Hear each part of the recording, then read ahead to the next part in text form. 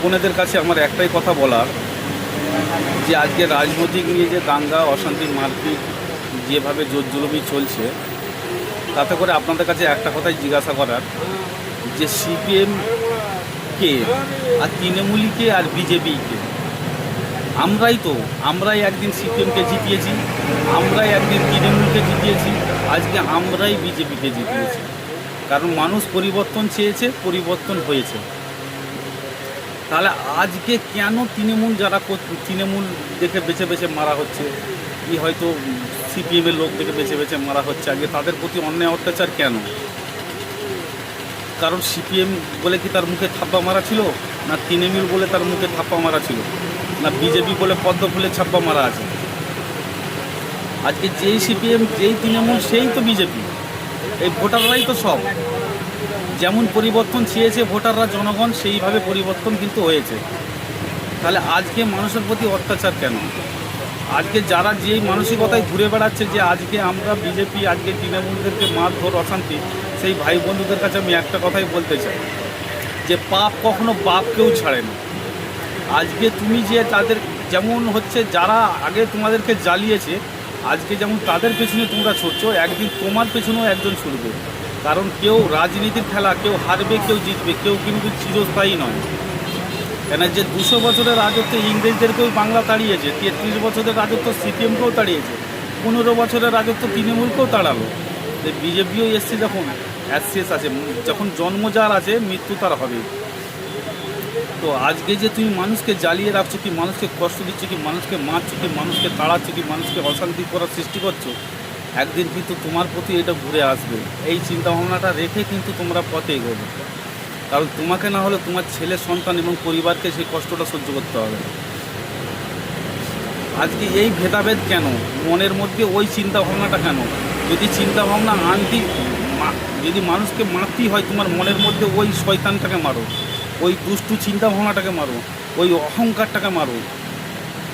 আজকে যে শ্রী রামকৃষ্ণ, যে যতদিন দুনিয়ায় ছিলেন মানুষের কল্যাণ এবং কল্যাণের কথা ভেবে গেছেন, আজকে মানুষ জনগণের কথা ভেবে গেছেন, সে ধর্ম জাতি নিয়ে কোনোদিন ভেদাভেদ করেনি। আজকে তারই নাম করে আজকে মানুষের অত্যাচার করাচ্ছে, মানুষকে মারা হচ্ছে, মানুষকে ধরা হচ্ছে, মানুষের ঘর জ্বালানো হচ্ছে, মানুষের হত্যা করা হচ্ছে। যে জয় শ্রীরাম যে শব্দটা মানে তার শুদ্ধির জন্য উচ্চারণ করা উচিত, মানে তার পূজা করার জন্য করা উচিত, এবং তাকে মন থেকে তার জিকিরের জন্য করা উচিত, এবং তার মানে কি বলবো, তার গুণগানের জন্য করা উচিত। আজকে সেটা হচ্ছে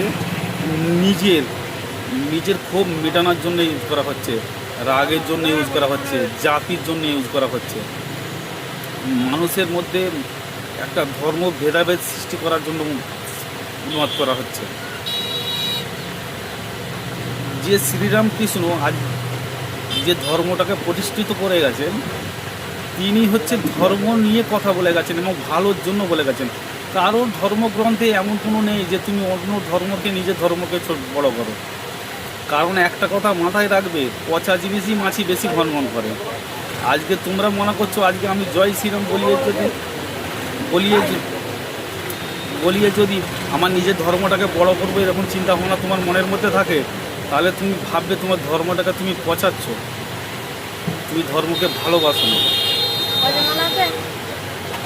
যে ধর্মকে ভালোবাসবে সে ধর্মকে পচাবে না, সে ধর্মটাকে মন থেকে মানার চেষ্টা করবে।